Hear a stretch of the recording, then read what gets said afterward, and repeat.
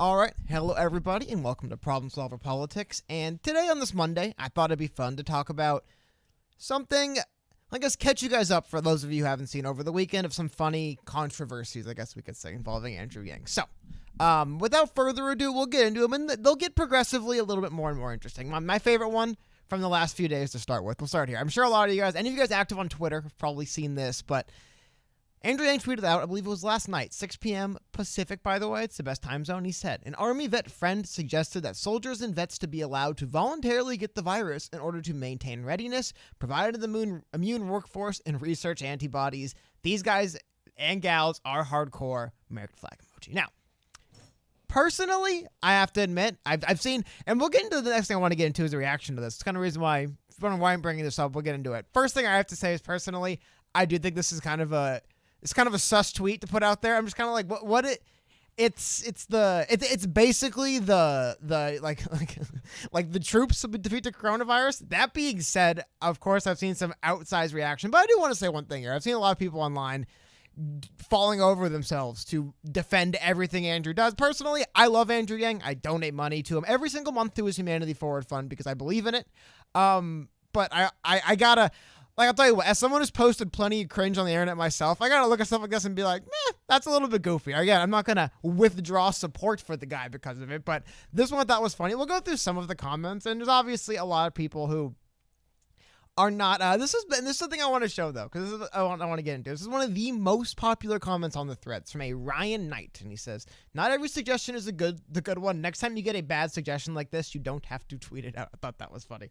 But we've seen, again, dissenting thing. I'm not going to get too much into everything that people are saying about this, but I'm more going to talk about a couple of things that have been going on. I've seen a lot of stuff. Everyone's trapped online on the internet. So every Twitter controversy, every drama is exploding all over the internet when it shouldn't. But this is your run-of-the-mill dumb tweet that doesn't get engagement, generally speaking. But it's kind of one of the I don't know, what is the kind of one of the curses of success. Now when Andrew Yang puts a kind of, I'm sure some of you guys disagree. I do think this is kind of a dumb statement. It's not like a bad idea. I do believe, like, just literally speaking, it doesn't. If you are I'm not going to get too much into the science. I just do believe I have read multiple reports of people getting reinfected. So the efficacy of it and just the idea of it, these troops are so brave. Like, yeah, I know there's tons of people that love to, risk anything it would take to help other people. And they're the troops, firefighters, police, all kinds of stuff, right? You can argue with you all, but people feel that way. I just thought it was funny that Andrew felt the need to put this tweet out here. I'm sorry. I thought it was funny. Some of you guys disagree, but that was the first thing I want to get into. The second thing I want to get into is a little bit weirder. It's a little bit less to do with Andrew Yang. And that was Hillary Clinton posted a series of tweets, and I'm going to get into the background of the story. A series of tweets referencing various nonprofits to donate to during these trying times for the coronavirus. And one of those nonprofits Hillary Clinton did link to was Andrew Yang's very own Humanity Forward, as it's working with the Collective Education Fund. Now, another one of those things people have seen, I don't say collectively, a lot of people responded very poorly to this, very poorly to the idea that Andrew Yang was now working with Hillary Clinton to raise money, which, trust me, I understand. I would not be very down to see Andrew Yang working with Hillary Clinton for many reasons, but we'll start with the surface level reason that I don't trust Hillary Clinton. However, I do want to add something else. And I think that the larger point I want to do this because a lot of people are jumping down everyone's throats right now. I think the last couple tweets I show are a couple good examples. I've seen a lot of people jump down Andrew's throat, jump down other people's throats.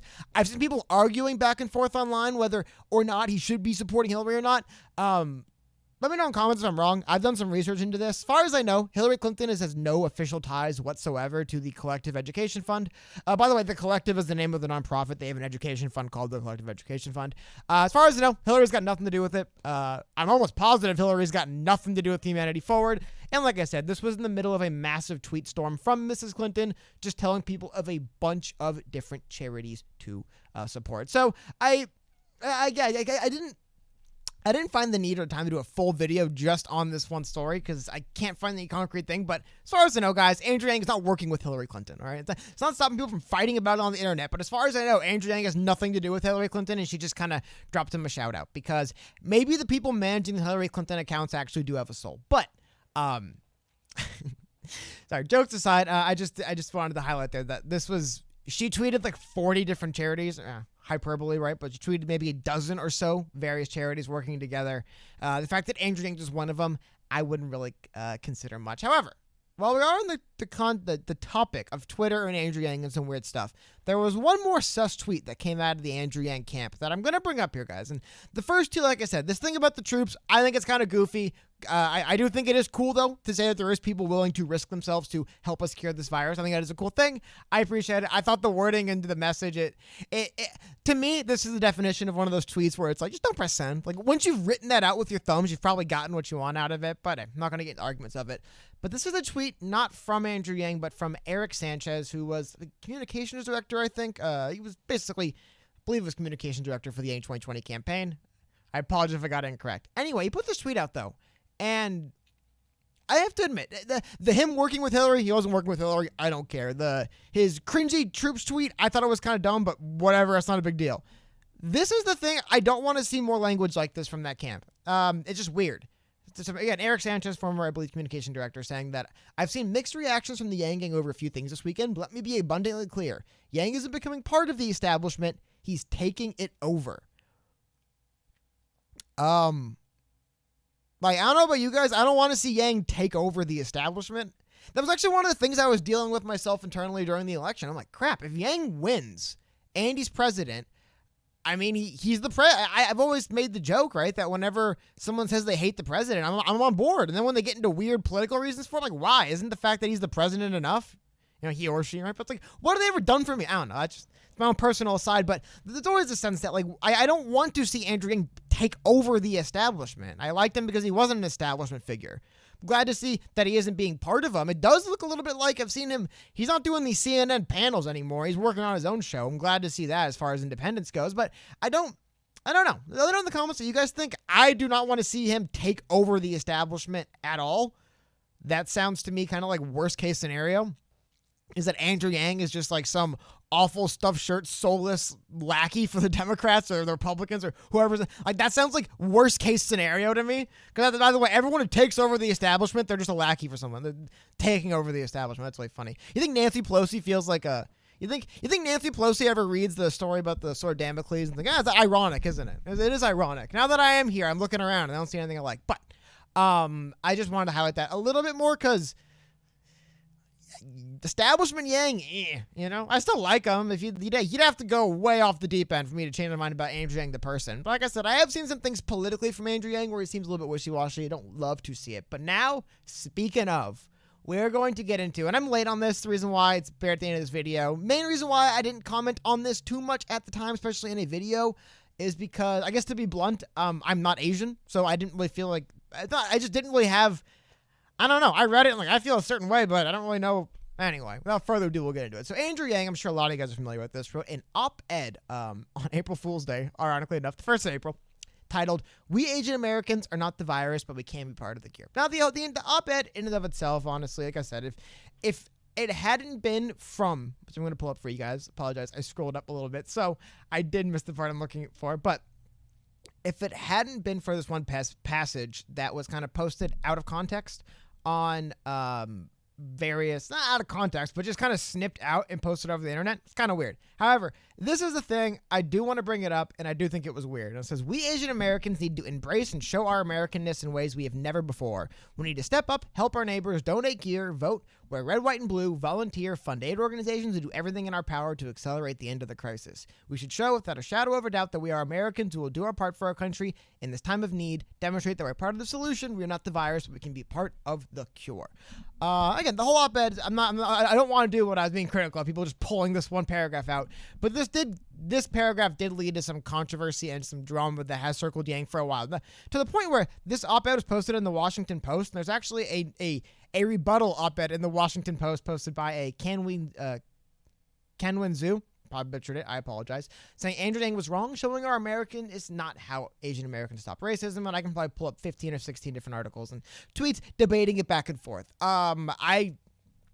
Again, do have to admit, this is kind of weird to me in isolation. Again, you read the whole thing, read the article. The whole article in and of itself isn't that crazy. He did an interview on CNN, on Facebook Live, through CNN, talking about Asian Americans and racism and stuff. I was going to say, from the perspective of, I guess you would call it white person, if some Malaysian dude was wearing red, white, and blue gear, that would I don't know. At the same time, I don't blame Asian people for the Chinese government either, but I don't know. It does strike me as kind of a weird. A lot of people criticizing it as being tone deaf, and I have to admit, like, it is a weird statement. Again, he makes some better points in here. Now, what I want to highlight here, the reason why I touched on this is because there's another anecdote at the top of this article, and the bigger thing I think here is, I don't know what happened, man, but I read The War on Normal People. I don't know how many of you guys have. The War on Normal People is Andrew Yang's book, and I'll show you guys a second. So here's a little anecdote Andrew Yang starts his op-ed with, and he says, last week I was shopping for groceries and preparing to hole up at home with my wife Evelyn and our 2 boys. There was an eerie, peculiar aura in the parking lot in upstate New York as night fell and shoppers wheeled out essentials and snacks.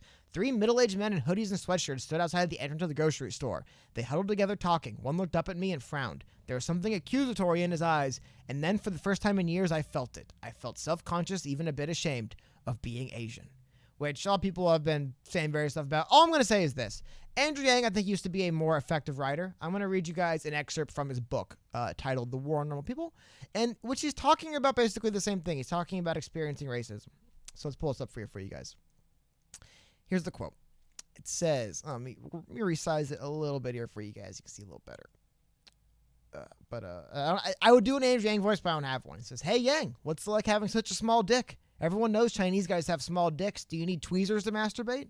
Most of this was in middle school. I had a few natural responses. I became quite self-conscious, started wondering if I indeed did have a small dick, and last, I became very, very angry. Now, that's a out-of-context excerpt I snipped out. However, I was got to say, as a writer, that's way more effective to me. I feel him way more when he said that than when he's talking about, oh, I was at a grocery store and people maybe looked at me and I read their mind.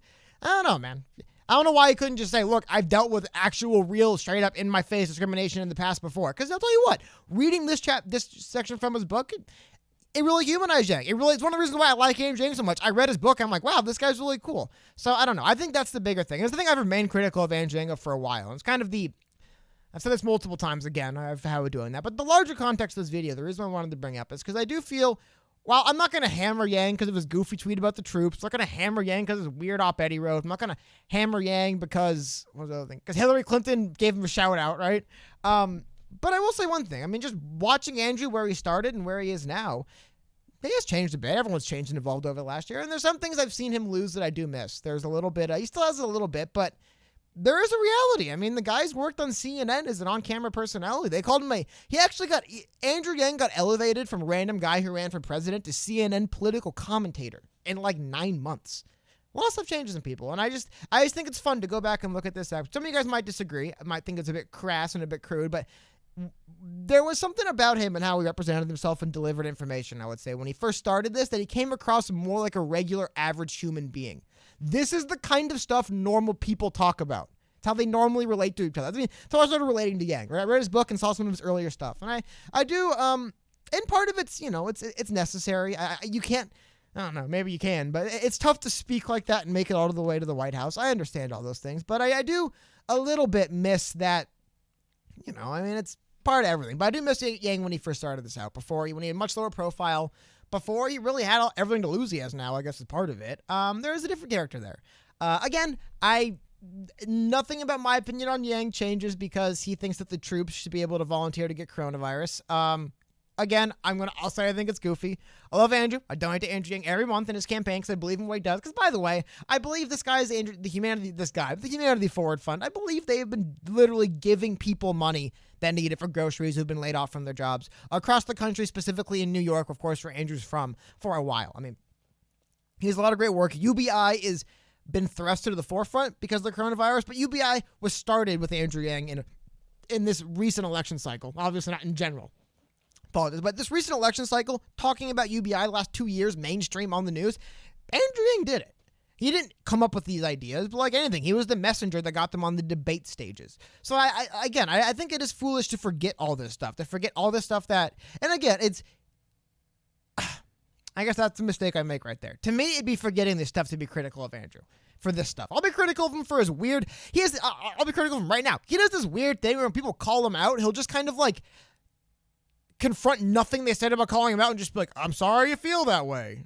It's like, I guess, dude, does it really have to be said? Like, if you're not going to confront someone's criticism, like, why not just, I don't know. Personally, I would just maybe he's a better man than me, but if I'm not going to confront a Christian directly, I'm like, whatever, man. People are allowed to feel that. I'm not going to jump in and say, well, I'm sorry you feel that way. It's like, whatever. But that being said, he still has done a lot of great for the American political discourse. A lot of his platforms are coming to life now. Automation. We thought automation was a problem now. Hear a lot of discussion about bringing factories back to America from China. We can't have so much stuff in China. Yeah, dude, they're going to be stocking those with robots. Human beings are not going to be working in those factories. Robots will. Because guess what? People aren't going to suddenly start paying 5 times more for things. So he's going to become even more relevant in the future.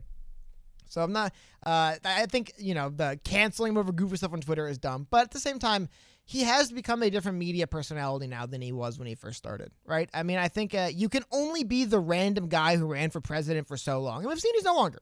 He's now look at his resume. He's now former presidential candidate, CNN contributor. He's going to be the host of his own show pretty soon. We're working with a major network. That show's going to be in big numbers. Trust me, I'll be watching it.